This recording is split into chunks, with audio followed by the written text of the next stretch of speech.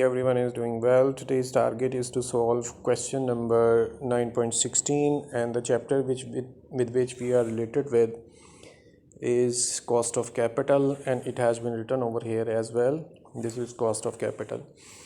And capital, we have understood, whenever some amount is being invested by proprietor of the business, that amount is called capital. It may be invested by partners in the business, it may be invested by shareholders in the business. So whenever owners means proprietor, partners or shareholders, when they are investing amount into the business, it is called capital. And if owners are arranging this capital or amount to be invested, they are arranging through debt. It is called debt financing. That means amount is not arranged through their own financial resources, they are taking loan. It is called debt financing. And in case they are arranging amount of investment through their own resources, it is called equity financing. And under equity financing, we have common stock, when amount is taken from common public with a condition of sharing profit and losses. Amount can be taken from preferred shareholders, that would be called preferred stock, with special terms and condition to be decided. Maybe preferred stockholders will not be sharing losses. Third is retained earning, amount which is earned by organization and that amount has not been, what I'm saying, not been distributed to shareholders, and that amount of profit is still in hand, still present at company's account or organizational account. That amount is called retained earning. And since this amount has not been distributed, the amount can be used to operate the business, can be used for operational needs of the business. तो ये भी capital कहलाएगा. So in a sense, we have capital. Main capital is divided into main two categories, debt and equity financing. So this is called capital structure. And what we are going to do, we will be calculating their cost as well. Chapter's name is cost of capital. In earlier question, we have calculated weighted average cost of capital, where costs of capital were already given. I should have been showing you the question. Please wait. Here was 9.15th question, and you can see over there, these are the costs which already given in the question and we were not required to calculate them. Look at this, cost of debt 7.2%. So in similar way, what you are going to do now, for the sake of this question, you will be calculating cost of common stock, cost of preferred stock, cost of debt financing by yourself. It would not be given into the question. So how would you calculate cost of debt, cost of common and cost of preferred? There are particular and specific formulas and particular and specific ways to calculate cost of debt. So we are doing this target today, and here we have question number 15, and today's target is to solve question number 16. आप यहाँ देख सकते हैं, we have A, B, C, D, E, where different types of capitals are discussed. यहाँ पर हम overview करते हैं पहले. A part is related with retained earning, and B part is related with common stock. Here you can see. C part is related with preferred stock. Here you can see. And D part is related with debt financing. Okay. Now in this question, you are needed to calculate costs of all sort of capitals. Retained earning is given, common stock is given, preferred stock is given, and debt financing is given. So we are needed to calculate their cost. And for that purpose, what I was saying, you should have the formulas. For this purpose, what you will do on your papers, here you will write capital structure again. And this capital structure would be including four parts. First part would be related with debt financing. We are not changing the sequence.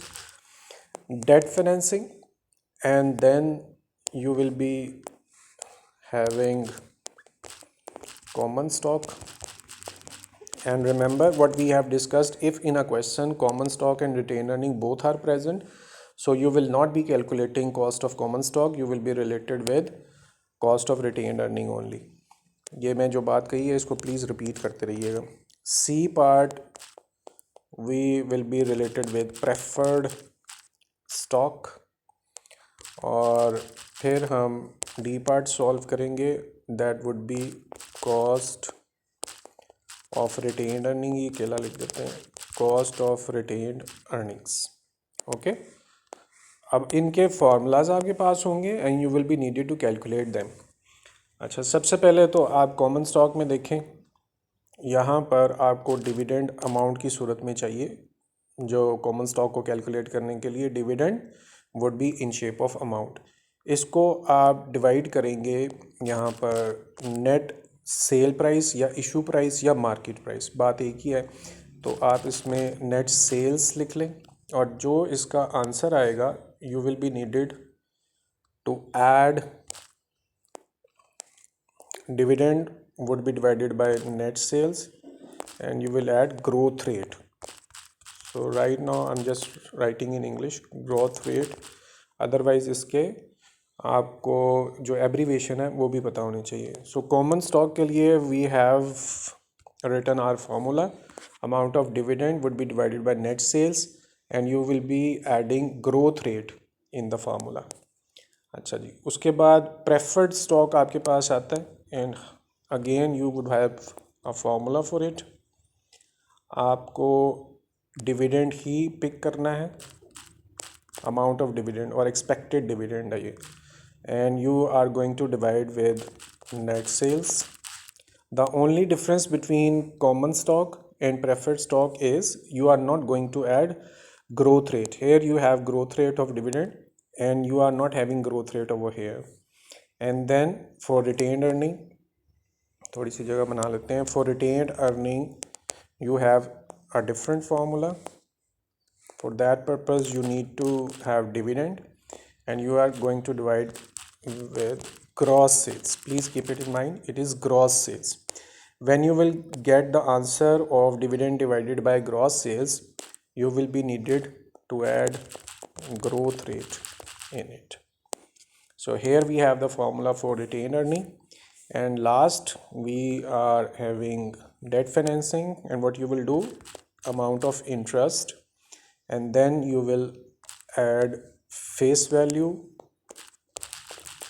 of bonds which you are issuing.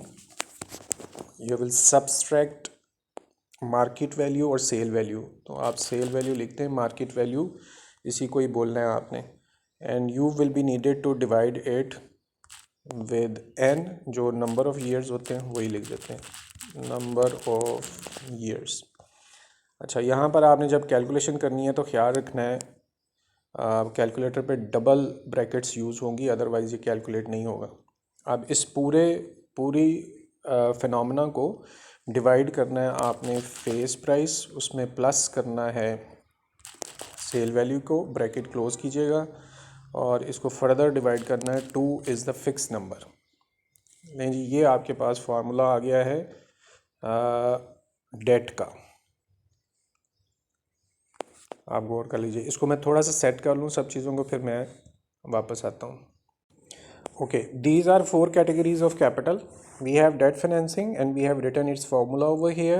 We have common stock formula, preferred stock formula, retained earning formula. आप please यहाँ रुक के नहीं, इनको note करें एक एक करके, इनको यहाँ पर नोट करके अच्छी तरह से इसको रिव्यू करें. और when you will have a true picture, a clear picture of formulas of these capital structure, तब आप इसको वीडियो को दोबारा चलाइए और नेक्स्ट प्रोसीजर आपने समझना है, लेकिन it's better to understand it in full. तो आपको ख्याल रखना है इस चीज़ का कि without formulas you will not be able to understand the calculation as well. अच्छा, आप क्वेश्चन की तरफ आइए, और यहाँ पर ABCD इस सेंस में दी हुई है. आपकी मर्ज़ी है, you can just follow the sequence like this. सबसे पहले ए सॉल्व कर लें, बी सॉल्व कर लें, सी, इट्स अप टू यू। लेकिन आपने पेपर में भी इसी तरह से इस सीक्वेंस को रहने देना। ये सिर्फ सजेस्ट कर रहा हूँ, ज़रूरी नहीं है कि आप इस सजेशन को बिल्कुल word to word follow up करें। आप चाहें तो पहले डेट फाइनेंसिंग कर लें, आप चाहें तो पहले जो बुक में दिया हुआ है उसको सॉल्व कर लें और उसी सीक्वेंस को फॉलो अप करें। ओके, तो हम सीक्वेंस ये फॉलो करेंगे बुक वाला, लेकिन चूँकि हम फार्मूलाज लिख चुके हैं तो we will see which formula is available at what number. अब यहाँ पर सबसे पहले आपको दिया हुआ है ए पार्ट, और उससे पहले कुछ रीडिंग्स ऊपर भी हैं। आप नोट कीजिए कि the amount of dividend is 1.26। Total जो कैपिटल कॉमन स्टॉक है वो 42,04,000,000 है। 1 लाख कॉमन शेयर्स हैं। ये आपके काम की चीज़ नहीं है, आप गौर कीजिएगा कि rupees are not written over here, these are number of shares and number of shares are not going to be used at any place in the question, so you may just neglect it. Capital structure of the company include, ये हमारे पास उसकी proportion दे दी हुई है, and that proportion will be use to calculate वैक, जो आप ऑलरेडी समझ चुके हैं। और इसका जो जवाब है वो हमेशा 100% या 1 आता है, ये वो वाली चीज़ है। नेक्स्ट आपको वो टैक्स रेट दे रहा है, और tax rate would also be use for the debt financing. अच्छा जी, अब आप इधर आइए।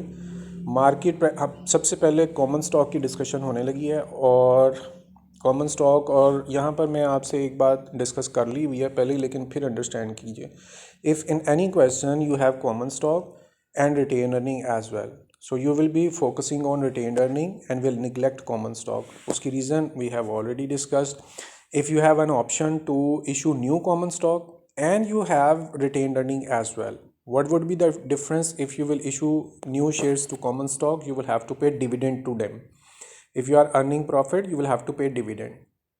But in second option, if you will use your retained earning, you will not be providing dividend to outsider, it would be paid into the company, तो company की growth ज़्यादा better होती है। So whenever there are two options, common stock and retained earning, you will never be using issuing of new shares to the common stock, you will be using retained earning। अब question में भी यही sense use होगी, आपने common stock को ignore कर देना है और retained earning की ही वैल्यूज़ को कैलकुलेट करना है। और उसका क्या मतलब हुआ कि आप कॉमन स्टॉक और रिटेन अर्निंग दोनों की वैल्यूज़ को आप यूज़ कर सकते हैं, मगर फोकस आपने रिटेन अर्निंग पे रखना है। अब जो ये बात मैंने आपसे कही है, इसको प्रैक्टिकली करेंगे तो हम इंशाल्लाह इसको और इन अ बेटर सेंस हम क्लियर कर पाएंगे। The very first thing which we are needed to calculate is retain earning. तो आप यहाँ पे आइए, आपने रिटेन अर्निंग को फॉलो करना है और आप फार्मूला में आए। ये आपके पास रिटेन अर्निंग का फार्मूला है। यहाँ पर the first thing is dividend, और to understand it, please kindly note it. Dividend over here is expected dividend. That means how much is expected for the current year. यह आपने याद रखना है कि जो डिविडेंड हमने यहाँ पर लिखा हुआ है दैट इज़ एक्सपेक्टेड डिविडेंड, और वो ग्रोथ रेट के बाद होता है। So this is amount of dividend which is written over here 1.26। लेकिन यहाँ पर आप just observe growth rate is 6%। यहाँ पे आइए, किसका growth rate? They are discussing that dividend are expected to grow 6%. So it means we are required to calculate expected dividend. Dividend right now is 1.26. अब इसकी ग्रोथ कितनी होगी? That is described as 6%. और अब मुझे बताइए कि फाइनल एक्सपेक्टेड डिविडेंड कितना होगा? Initial dividend is 1.26, okay, but growth would be 6%। तो फाइनल डिविडेंड जो है या जो एक्सपेक्टेड डिविडेंड है, how would you calculate? For this original amount of dividend of previous year plus आप इसमें ग्रोथ जो एक्सपेक्ट कर रहे हैं, you right over here and you will add. अब आइए नेक्स्ट पे। तो यहाँ पर डिविडेंड वी हैव 1.26, इसमें आप प्लस करेंगे उसकी ग्रोथ कितनी है? 6%। So you will take 1.26 multiply by 6%। 6% mean 0.06। आप उसको चलें ऐसे भी लिख सकते हैं, multiply by 6 divided by 100. So here you will get the growth. अब यहाँ फोकस कीजिए, this was original amount of dividend और what is this 6% will be the growth amount. So how would you calculate 6%? 1.266 multiply by 6 over 100.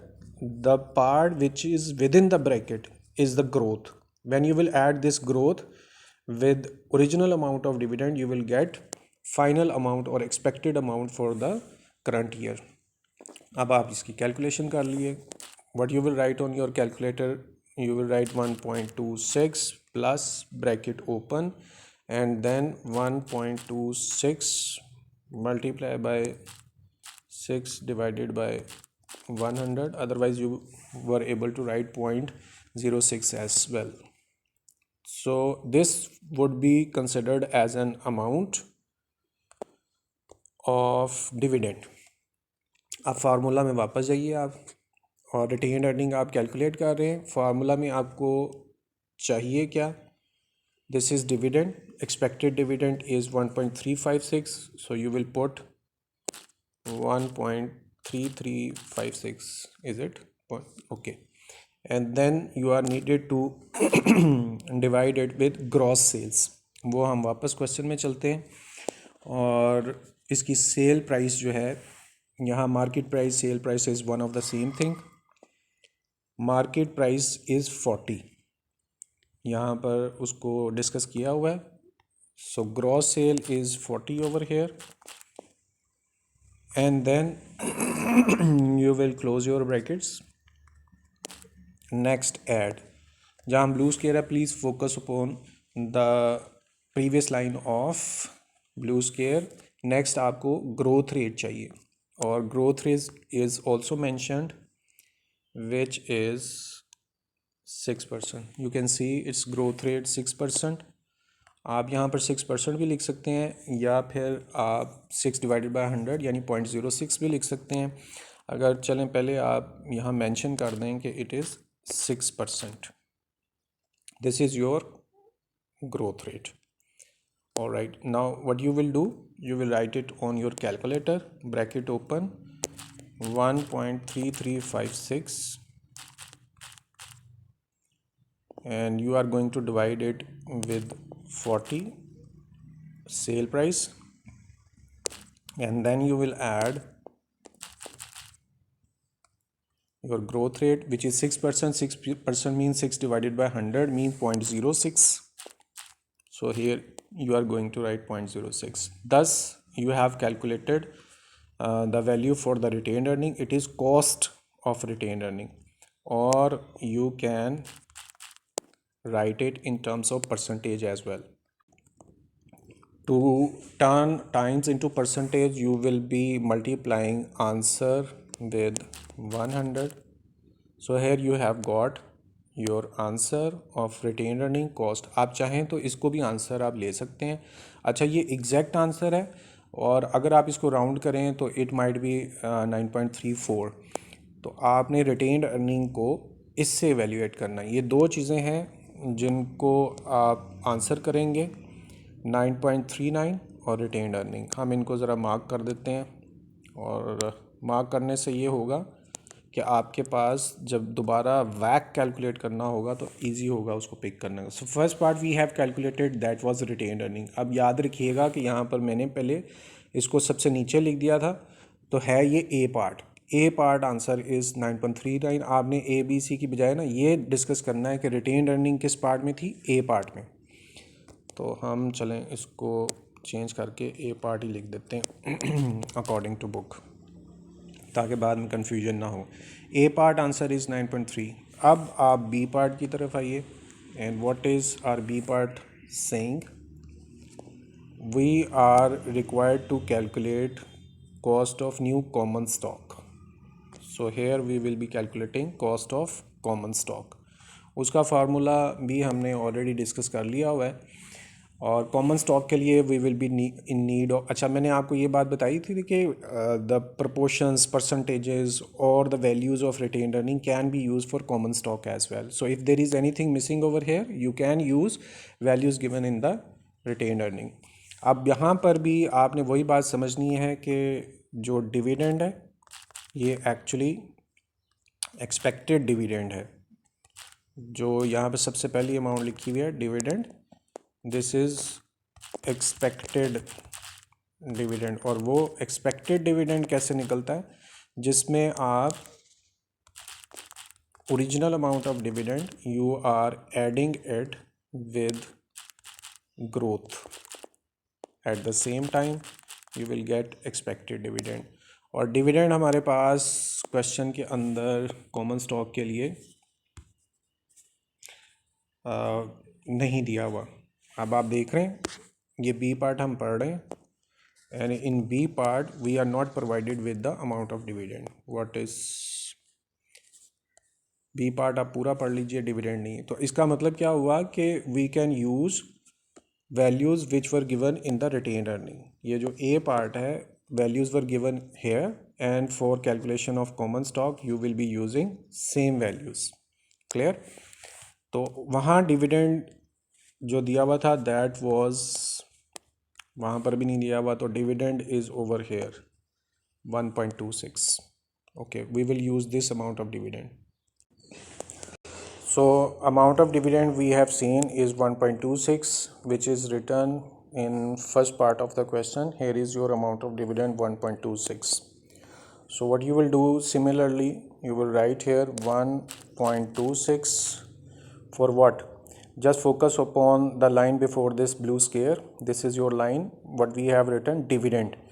अब dividend के बाद you are needed to add, आपको यहाँ add करना है, एंड देन ब्रैकेट ओपन और growth rate. और growth rate was given in part A. Please keep it in your mind, we are solving point B, and point B is related with common stock. Here you can see we are solving for common stock, but values for common stock and values for retained earning can be used alternatively, एक दूसरे के लिए use किया जा सकता है। तो इसका मतलब ये हुआ कि the price which is given over here, this was the price of common stock and you can use it for retained earning as well. तो आप रिटेन्ड अर्निंग के लिए जो प्राइस है you can use for common stock, and the values for common stock you can use for retained earning as well. We are solving B part which is common stock, and we are taking price of price which is given in part A, that is 40. So here you have your growth rate which is 6%. दोबारा देखिए कि आप part B solve कर रहे हैं, लेकिन you are taking values from part A, because retain earning and common stock values can be use alternatively. 6% is the growth rate. So what you will do, you will calculate 6%. 6% of what? Dividend growth rate it is. So you will calculate 6% upon dividend. 1.26 multiplied by 6 divided by 100. Here you will get the growth. Alright, hopefully you are getting the point. 1.26 was the original amount of dividend, and what happened? 6% is the growth rate. You will calculate 6% upon 1.26, with which you will get the growth. यहाँ पर ये original dividend था, और what is inside the growth, आपका असल amount 1.26 और ये जो 6% निकालेंगे ये ग्रो हुआ, दोनों को ऐड करेंगे तो इस वक्त जो एक्सपेक्टेड डिविडेंड है उसकी अमाउंट होगी। Now you will be writing it on calculator. Please focus upon the line before blue square 1.26, and then you will put add bracket open again 1.26 multiply by 6 and divided by 100, close your bracket, and here you have got the answer 1.3356. what it is? It is expected dividend. Formula, we need the dividend, and what we have said, dividend mean expected dividend. We have calculated expected dividend which is 1.3356.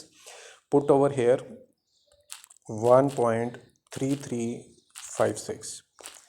Sale price. Now again what I was saying, that you are solving part B, but values you are taking from part A, because values of retained earning and values of common stock can be used alternatively. और जब आप B part में देखते हैं तो आप यहाँ से लेकर यहाँ तक you can read everything but sale price is not given in part B.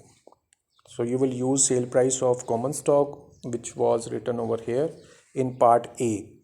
40 is sale price, लेकिन please focus upon the formula. Here is your formula, you need net sales. अब net sales कैसे निकलती है, उसके लिए you need to have gross sales, and what you will do, you will subtract any sort of cost with which you will be able to get net sales. अब यहाँ पर आप देखिए आपकी ग्रॉस सेल्स जो थी वो 40 थी, ये अब आप याद रखिएगा. पहले चलें हम इसको लिखते हैं, फिर एक लाइन और इजाफा कर लेंगे. 40 was the gross sale and you are needed to cut any cost. और कॉस्ट के लिए बी पार्ट में आइए.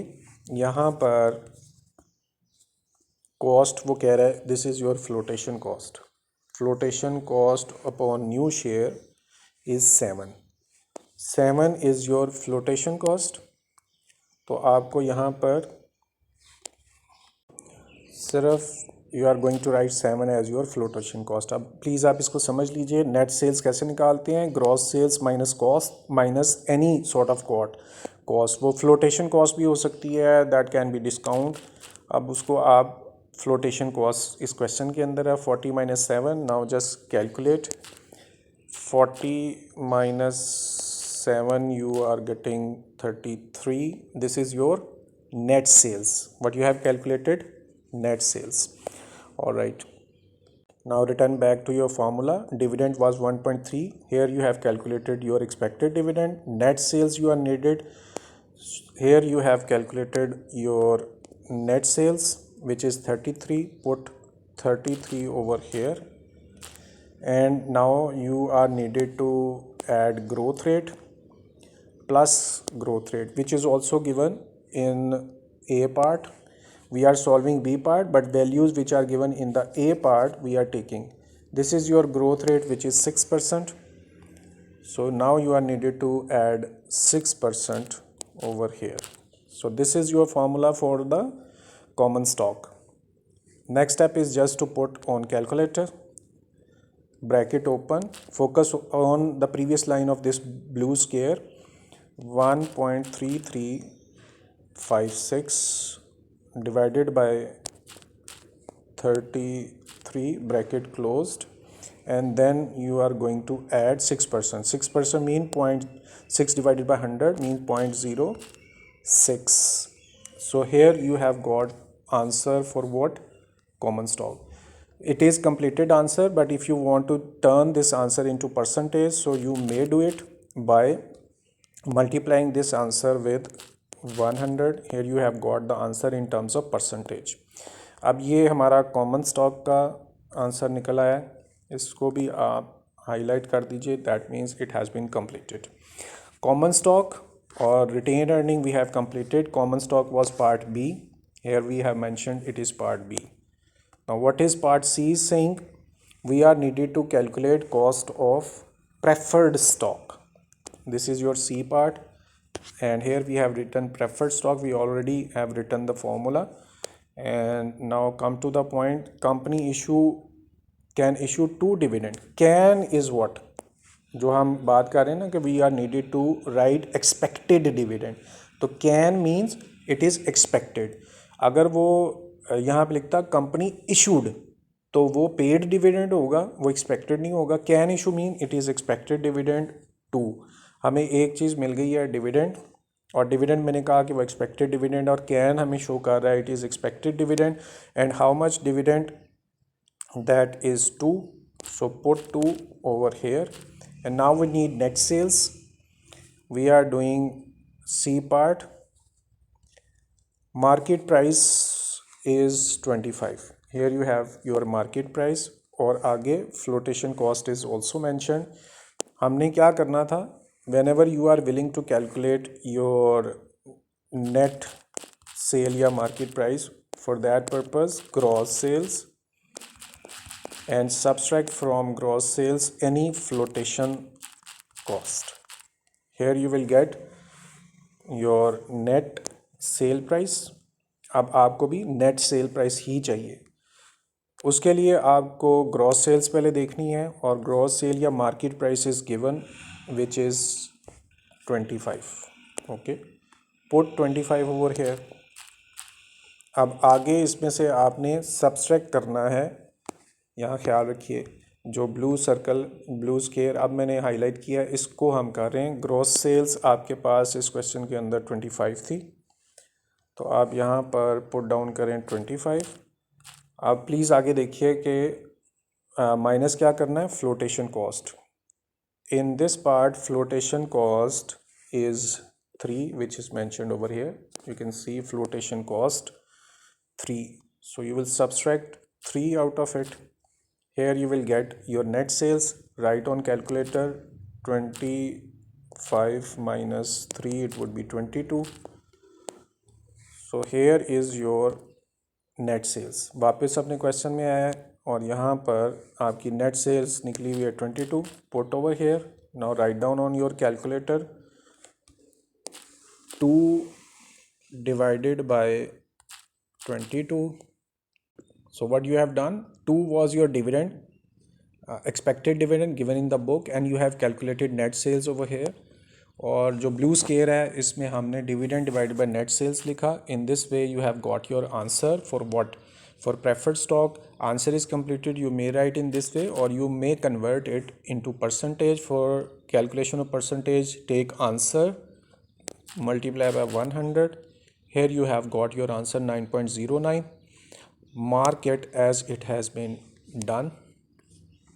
तो आपने यहाँ पर जो कैलकुलेट किया है that is your preferred stock. अब सी पार्ट भी हमारा कंप्लीट हो गया. We have calculated common stock, preferred stock and retain earning.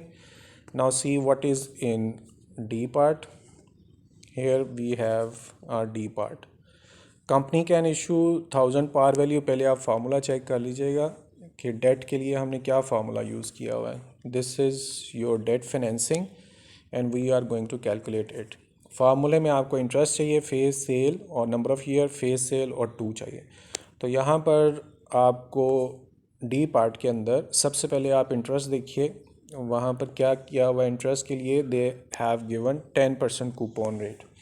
And you know that whenever you are willing to calculate 10%, it would always been calculated upon par value, और par value भी आपके सामने दी हुई है, that is 1000. तो 1000 का 10% आप लेंगे तो आपके पास इंटरेस्ट आएगा. हम वो इसको कैलकुलेट कर लेते हैं. Interest is equal to face multiply by आपने परसेंटेज करनी थी, और अब फेस प्राइस हमें पता है कि वो 1000 है, और फिर वो बता रहा है कि 10% आपका परसेंटेज है, जो रिक्वायर्ड परसेंटेज है. कूपन रेट दिया हुआ है. इंटरेस्ट की परसेंटेज जो है 10% है. So you are needed to calculate 10% of 1000. अब नेक्स्ट स्टेप में आप इसकी कैलकुलेशन कर लीजिएगा. 1000 multiply by 10 divided by 100. Here you have got your answer, which is what, interest का आपको आंसर मिल गया. अब आपको बाकी चीज़ें भी क्वेश्चन के अंदर गिवन होंगी. पहले आप फार्मूला में पुट करना स्टार्ट कर दीजिए. यहाँ पर आपको सेम उसी तरह से जो ऊपर फार्मूला लिखा हुआ है उसी तरह वैल्यूज़ यहाँ पर पुट करनी है. मैं उसको अरेंज भी उसी तरीके से कर देता हूँ so that you can understand in better way. सबसे पहले आपको इंटरेस्ट चाहिए था and you have calculated interest 109. Put 109 over here. Focus upon previous formula which is written just above of this blue square. Interest में आपने next plus करना है, 2 brackets open करनी है, और फिर फेस प्राइस. वैसे तो 1000 है लेकिन मैं आपको मार्क कर देता हूँ यहाँ पर. Company can issue par value. This is your par value 1000. So we have face value 1000 over here. Focus upon the formula which is written above of this blue square. आपने आगे माइनस करना है sale price को या market price को. D part के अंदर देखें, here sale price is mentioned. इसको मार्केट प्राइस भी बोलते हैं, विच इज़ 1200. तो अब आप यहाँ you are going to write 1200. Brackets यहाँ पे क्लोज होगी. डिवाइड करना है आपको नंबर ऑफ़ ईयर्स के लिए. डी पार्ट में देखिए for how many years. Years are mentioned over here. 5 year bond है, so you will put 5 over here. ये ऊपर वाली लाइन आपकी कंप्लीट हो गई है। अब आप you are needed to write what is on down side. Denominator में we have face value and that is 1000। आप देखिए ऊपर भी फेस माइनस सेल है ना, तो फेस वैल्यू और sale value is already available, so you are going to take 1000 as face value. Please focus upon this line. So 1000 bracket start में and then you are going to add your sale price which is 1200। write down 1200 bracket close divided by 2 is fixed, so here you have written amount needed on denominator। अब आपका काम ये है, आप calculator भी use कर सकते हैं और मैं एक्सेल भी यूज़ कर सकता हूँ। चलें कैलकुलेटर यूज़ करते हैं। अच्छा guys, I have just seen यहाँ पर 1000 की जगह ये 9 बाय मिस्टेक डला हुआ है, जस्ट करेक्टेड। 1000 मल्टीप्लाई बाय 10%, तो वो 100 आपके पास आया हुआ है। So we are putting 100 over here. 1000 का 10% 100 होता है ज़ुबानी, लेकिन कैलकुलेशन करते हुए। Okay, come to your calculator, what you need 100 plus यहाँ पर अमाउंट आपके पास है। कैलकुलेटर पे आए, first write down nominator and denominator. 100 is your interest and you are going to add again nominator and denominator। 1000 was your face price and you are needed to subtract sale price which we have seen is 1200। okay, write down 1200, number of years were 5 and you are writing same 1000 down but with sign of plus 1200। और यहाँ पर भी आपको एक denominator चाहिए, इसको पहले put करना चाहिए था। तो 1000 में आपने ऐड करना है 1200 and divided by 2। This is your complete formula. आप प्लीज़ इसको चेक कर लीजिए। सबसे पहले इंटरेस्ट है 100 और फिर आपने प्लस करना था 1000 और माइनस करना था 1200। ये यहाँ पर आप फार्मूला देखें, ब्लू स्क्वायर बैकग्राउंड पे नज़र आ रहा है। 100 प्लस 1000 माइनस 1200, तो 100 प्लस 1000 माइनस 1200 डिवाइडेड बाय 5 और डिनोमिनेटर में 1000 प्लस 1200 डिवाइड बाय 2 करना था। Okay, suddenly I have seen there is flotation cost as well in part B. you can see over here flotation cost amount to ₹25। this is your flotation cost, so you are needed to calculate flotation cost, sale price after flotation cost as well। you are in need to calculate net sales। कैसे निकलेगी? gross sales and you are going to subtract any flotation cost if present in question, and we have seen flotation cost is present। तो आप क्या करेंगे, यहाँ पे gross sales is given as 1200, उसमें से फ्लोटेशन कॉस्ट 25 जो अभी हमने मार्क की है, this is your flotation cost 25। Put 25 over here and now you are needed to subtract 25 from 1200। 1175 आएगा, 1200 minus 25। Here you have got your net sales.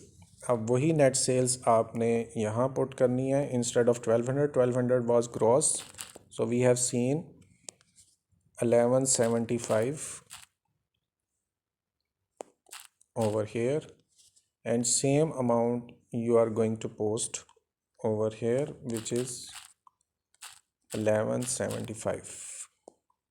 alright, अब आप कैलकुलेटर पे आइए और यहाँ पर भी you are needed to write 1175। So अब आप इसको कैलकुलेट कीजिए and you have got its answer 0.05977। Put answer over here. इस पूरे फार्मूला का आंसर आपके पास अवेलेबल हुआ और उसको आपने लिखा है 0.05977। Here you have got your answer. आप ऐसे भी लिख सकते हैं और अगर आप चाहें तो आप इसको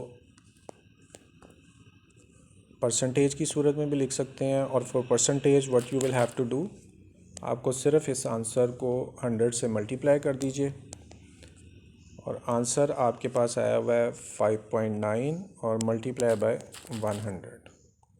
अच्छा, अब दूसरी बात आपने ये याद रखनी है कि यहाँ पर टैक्स की कैलकुलेशन भी क्वेश्चन में बताई हुई है और आपने इसको आफ्टर टैक्स लेना है। डेट को हमेशा आफ्टर टैक्स लेना है। और ये अब जो आंसर आया हुआ है ये बिफोर टैक्स है अभी, तो इसको आप कन्वर्ट करेंगे आफ्टर टैक्स के अंदर। So what I was saying, cost of debt it is but before tax that has been calculated and it is what you have written 5.977. It is cost of debt before tax, and now you are needed to calculate cost of debt after tax. और उसके लिए आप क्या formula use करते हैं? If you remember, आपने सिर्फ cost of debt before tax लेना है और उसको 1 माइनस टैक्स रेट से मल्टीप्लाई कर देना, तो आपके पास cost of debt after tax आ जाएगी। अब उसके लिए आप देखें, कॉस्ट ऑफ टैक्स जो है, cost of debt before tax आप निकाल चुके हैं 5.97। आपको ज़रूरत है अब टैक्स का रेट पढ़ने की। बुक में अंदर कहाँ दिया हुआ tax rate, and that is here, it is tax at the rate of 40%। 40% का मतलब भी आपको पता है 40 divided by 100। Cost of debt आपने निकाली हुई है 5.97 and then you are needed to multiply, bracket open, write down 1 minus 40%. 40% mean 40 divided by 100 and that means 0.4. So you are now open to write on calculator 5.97 multiply, bracket open, 1 minus 0.4. So now you have got your actual answer. This is your cost of debt after tax. This is your cost of debt after tax और यही हमें required था। इसको अब हम mark कर दें कि ये हमारा आंसर था। ओके जी, अब आप आइए अपने क्वेश्चन के अंदर। There were 4 parts in our question A B C D, and in A B C D what we have done, we have calculated cost of debt, answer is here. Cost of common stock, answer is here. Cost of preferred stock, answer is here. Cost of retained earning, answer is here. All 4 answers we have calculated and you can check it with your book. हमारा ये आधा part ये complete हो गया हुआ है और अभी जो लास्ट पार्ट है दैट इज़ फॉर वैक, और वो हम पहले भी कर चुके हैं, लेकिन लेट्स सी इसको हम पार्ट बी में कंप्लीट करते हैं। अभी आप वैक इतना समझ लीजिए जो हम ऑलरेडी कर चुके हैं। Okay guys, hopefully you have taken a short break. Now we are going to solve the last part of this question which is E part, and we are needed to calculate वैक, weighted average cost of capital we have, this is called WACC, and since we have already performed it, आपको इसकी calculations का भी पता होना चाहिए और plus आपने इसको कैसे मैनेज करना है, you must have complete idea. So for WACC और weighted average cost of capital, the very first thing you need is your capital structure, and capital structure includes debt financing, and then you must have your common stock, then preferred stock, and then you have retained earning.